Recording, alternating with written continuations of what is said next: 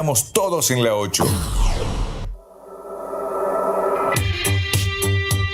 Bueno, muy bien. El tema central, por supuesto, además de a nivel local, haber comentado sobre la resolución del conflicto policial, es claramente lo que ayer ha convalidado la Cámara Alta. El Senado de la Nación le dio media sanción al proyecto oficial para la reforma laboral.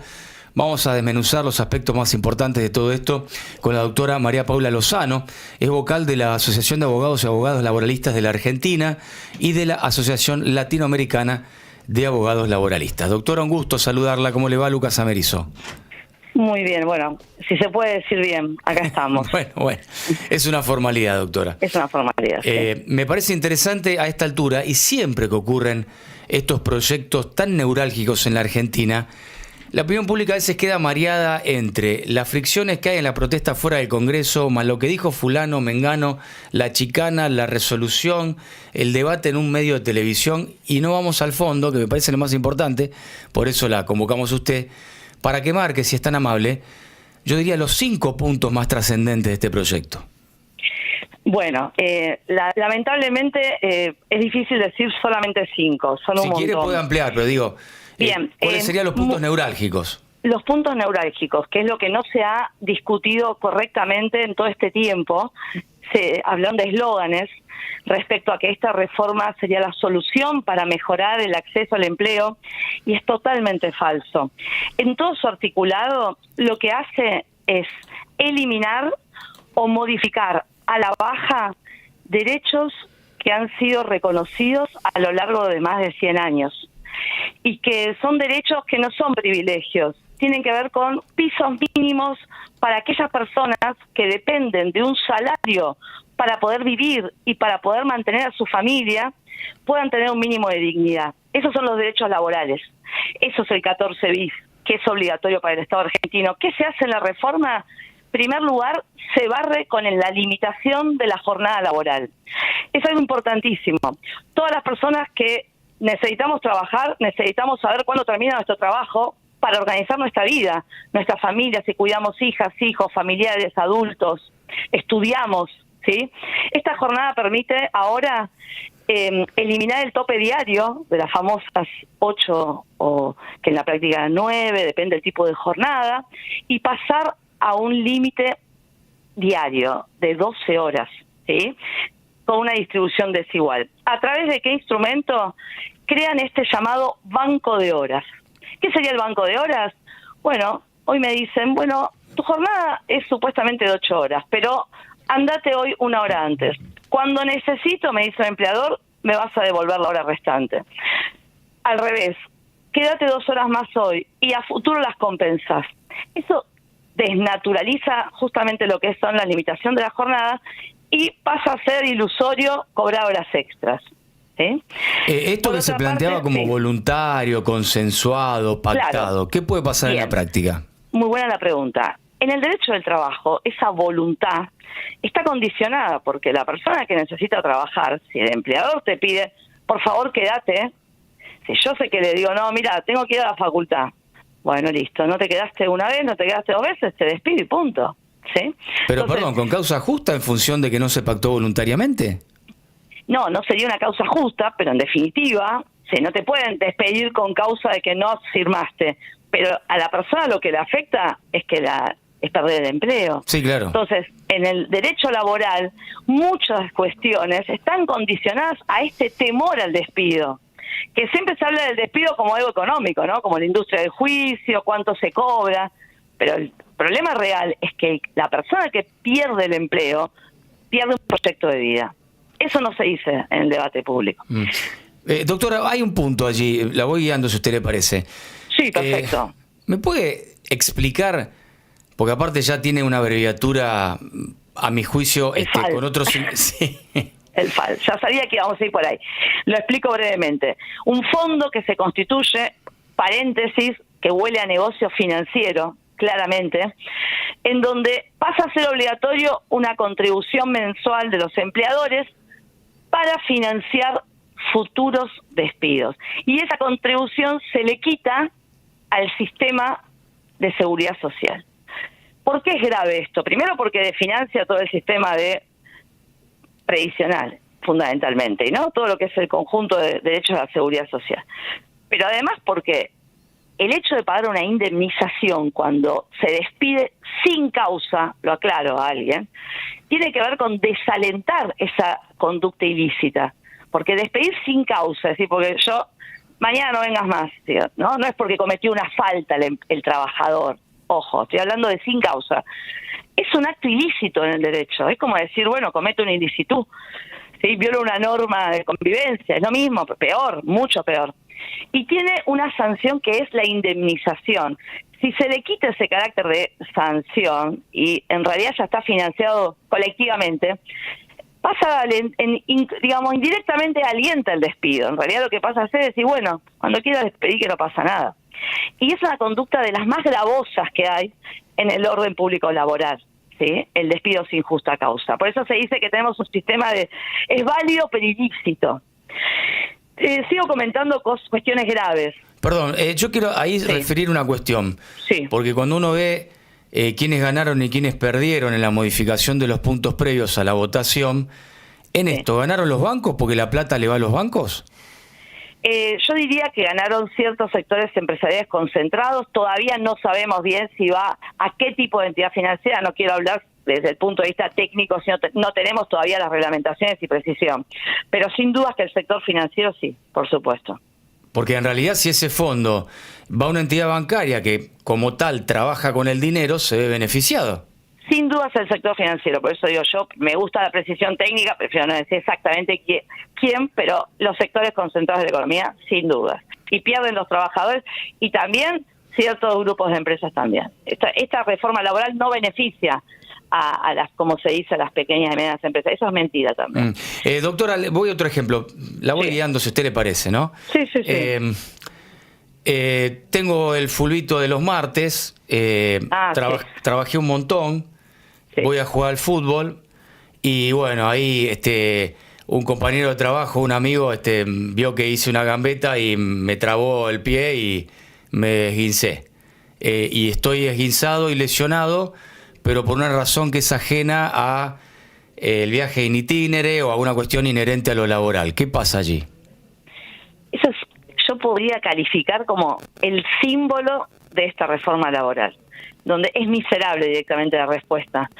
La licencia por enfermedad remunerada que hoy existe, es decir, la persona que se enferma por razones ajenas al trabajo o se accidente, tiene un plazo en donde se le cubre la remuneración tal cual estuviese trabajando hoy, artículo 208.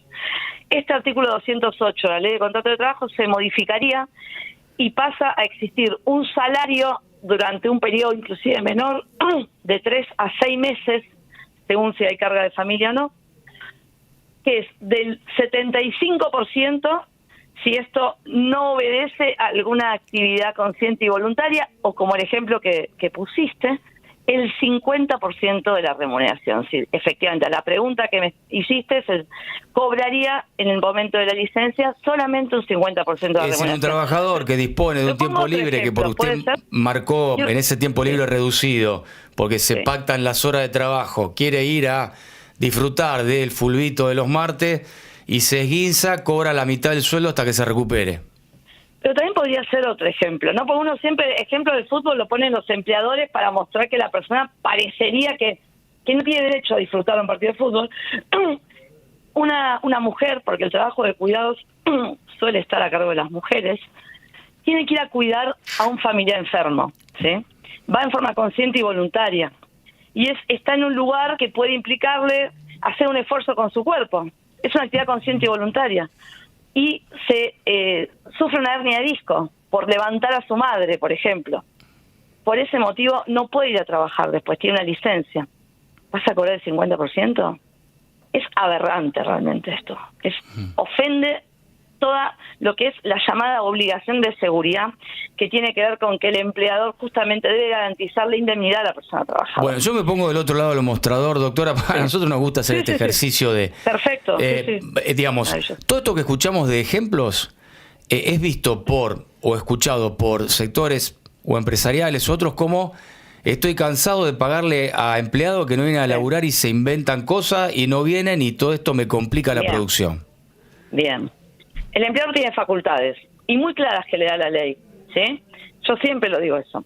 El empleador tiene el derecho a controlar, designarse, dice la ley, un facultativo que es un médico y revisar a la persona que está accidentada o enferma, determinar la razón y también justamente controlar el otorgamiento de la licencia. O sea, ese derecho a controlar desde el día que toma conocimiento, ¿sí? El trabajador o trabajadora tiene que dar aviso de que no puede ir a trabajar y el empleador puede mandar a un médico a la casa. Ni siquiera la ley habla hasta la reforma, no habla de certificados hoy en el sistema que tenemos vigente. El empleador puede controlar, tiene esa facultad. Y si fuera algo apócrifo, si fuera algo falso, tiene su derecho de ejercer las sanciones que la ley le da. ¿Sí? Yo he visto situaciones de despido con causa por presentar un certificado médico que no es real, etcétera. Esas son facultades que hoy existen. Esas facultades las tiene el empleador. La paso a otro tema. Tengo un pequeño taller y los trabajadores por paritarias, por convenio colectivo, acuerdan el porcentaje que a nivel general por aquel convenio se tiene que otorgar. De ahora en más hemos decidido pactar en el taller un porcentaje distinto que es menor a lo que dice el convenio colectivo. ¿Lo puedo hacer?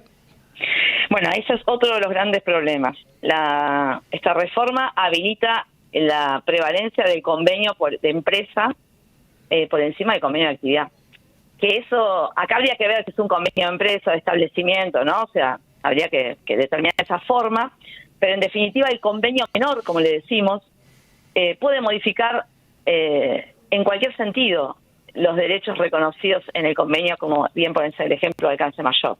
Y eso también es algo que se implementó en la década, a fines de los 90, con la famosa Banelco, la nefasta ley Banelco, y fue muy perjudicial porque justamente rompe con este piso común de derechos que tenemos en la Argentina. Es decir, bueno, se trabaja en un sector, una actividad, y hay pisos, por encima de esos pisos se pueden pactar por empresa, mejoras o cuestiones propias de la empresa, cuestiones vinculadas a lo tecnológico, a las características, eso hoy existe, pero lo que no se puede es desconocer ya derechos adquiridos en el convenio madre, llamémosle, y esta reforma va a contramano de eso, y precisamente afecta el salario, eso quería decir antes, como uno de los grandes puntos que se afectan con esta reforma, son los pisos de la remuneración, que ya de por sí, en el mercado de trabajo hoy, el gran problema que existe son los salarios de hambre.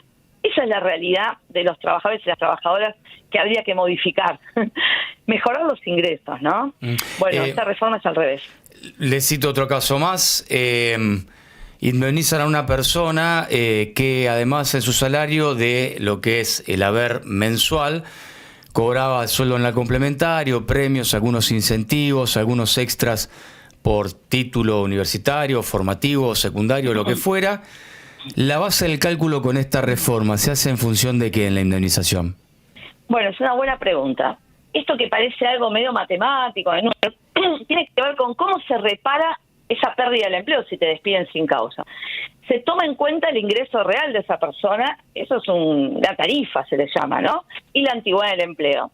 También podría haber un sistema de reparación que tome en cuenta todos los daños que te causa, ¿no? Porque si yo trabajé un año en un lugar, pero me mudé para trabajar ahí, dejé otro empleo, etcétera, y me echan, no me va a satisfacer un solo salario, ¿no? Pensémoslo esto, digo para que la audiencia lo piense. Pero lo que había ahora, hasta hoy, es incorporar todos los conceptos que se perciben en forma normal y habitual. Bueno, entonces la jurisprudencia fue incorporando si hay bonos o este tipo de, como vos pusiste ejemplos, de sumas, por ejemplo, si te pagan una prepaga por fuera de lo que es el sistema de seguridad social, por encima de, digamos, de los pisos obligatorios, esas sumas se ha considerado por la jurisprudencia que incorporan esa base de cálculo para determinar la indemnización. Bueno, ahora se deja fuera. Inclusive, por ejemplo, la incidencia del aguinaldo, que en algunas jurisdicciones como la provincia de Buenos Aires se lo toma como base de cálculo, también se deja fuera. Entonces, lo que se hizo en la práctica, con el proyecto de reforma que tiene media sanción, es reducir, en definitiva, los importes indemnizatorios, además de crear este FAL. Y además de empeorar la forma de negociar colectivamente. Y digo una cosa más que es fundamental, que me parece la más gravosa, es la afectación al derecho de huelga, que es un derecho constitucional. directamente, esto es inconstitucional, lo digo, esto no resiste, ya se declaró por la jurisprudencia en el DNU, cuando salió el DNU y después hubo otro decreto, y se va a volver a declarar inconstitucional porque se crean una cantidad innumerable de actividades llamadas servicios esenciales y actividades de importancia trascendental que en la práctica directamente impiden ejercer la huelga. ¿Y por qué es un problema? Porque es la principal herramienta que han tenido los trabajadores y trabajadoras a lo largo de la historia para poder mejorar sus condiciones de vida, sus derechos. Esto no es algo que se inventó en Argentina. Y de entrada la huelga era un delito penal. Y se decían igual las huelgas, con un costo altísimo, ¿sí? Y por algún motivo, que no es menor, se fue reconociendo legalmente y constitucionalmente como un derecho, precisamente porque indirectamente incide en la mejora de las condiciones de existencia para la mayoría de la población. Entonces la huelga tiene un fin social y sin duda para la clase trabajadora muy importante. Bueno, esta reforma la tira por el piso, ¿no? Entonces, esto es lo más grave. Bien, doctora, creo que hemos abarcado la gran parte de lo que es el plexo de esta sanción, por lo menos en sus aspectos más polémicos. Me resta simplemente una inquietud en relación a la industria del juicio hoy, la problemática con las ART. ¿Es un tema a resolver, amén de todo lo que hemos hablado? ¿Es un mito? ¿Es una realidad? ¿Incide? ¿Es un tema pendiente? Es un mito, sin duda. ¿Por qué digo eso? Siempre vamos a encontrar algún caso distorsivo, como en cualquier aspecto, ¿no? En cualquier profesión, en cualquier área, en la salud, o sea, donde vayamos puede haber un acto, digamos, que implique algún fraude. Eso siempre, pero en cualquier cosa. En el ámbito de los juicios laborales, en realidad, lo que existe son niveles de incumplimiento altísimos. Partimos de la base de que hay 50% de personas que trabajan sin registración y la cantidad de todos esos actos ilícitos que llegan a juicio no llega a más de un 3%. Eso lo determinan, hay estadísticas de la Cámara de Apelaciones del Trabajo. Digo, es importante buscar esos números. Entonces, la cantidad de personas que convierten su incumplimiento en un juicio laboral es mucho menos de la que debería haber por los incumplimientos que hay. Por eso digo que es un mito, ¿sí? Siempre aparece el caso, ¿no? En los medios se cuenta un caso. Es como decir, bueno, hay una quiebra, o sea, que está fraguada en el derecho civil, en sociedad, en cualquier materia vamos a encontrar un caso distorsivo, ¿no? Ahora, eso no determina la generalidad y al contrario, acá los números dicen exactamente lo opuesto. En realidad hay motivos que sobran y que lo que habría que erradicar son los motivos que dan lugar a los juicios laborales. Hasta aquí, en Tiempo de Radio, doctora, ha sido muy, muy clara, por supuesto con su convicción en cada una de las respuestas, pero también con información. Le agradecemos muchísimo que haya estado en los micrófonos de la radio, Yo les agradezco muchísimo a ustedes, Muchas gracias por muy amable, La doctora María Paula Lozano. Bueno, ahí tenemos punteo de los principales aspectos, con una mirada, por supuesto, en cada uno de ellos. 10:33, las noticias, ya volvemos. La actualidad en vivo, en la radio y en YouTube. Esto es Todos en la 8. Personal Fibra te conecta al mejor precio. Activa en tu casa Personal Fibra 300 megas más Flow Full Sin Deco gratis por un mes. Todo por solo 14.000 pesos por mes. Disfruta más conexión y más entretenimiento. Pedilo ahora al 0800-199-7775. Personal. Más información en www.personal.com.ar/internet. Precios sin impuestos 11.570 pesos. Promoción válida para las localidades seleccionadas del 2 del 2 al 1 del 3 del 2026. Si construís, el Ladrillero Sociedad Anónima tiene todo para tu obra y te brinda un buen servicio. Hormigón elaborado y los mejores materiales al mejor precio. Acopio seguro y logística calculada.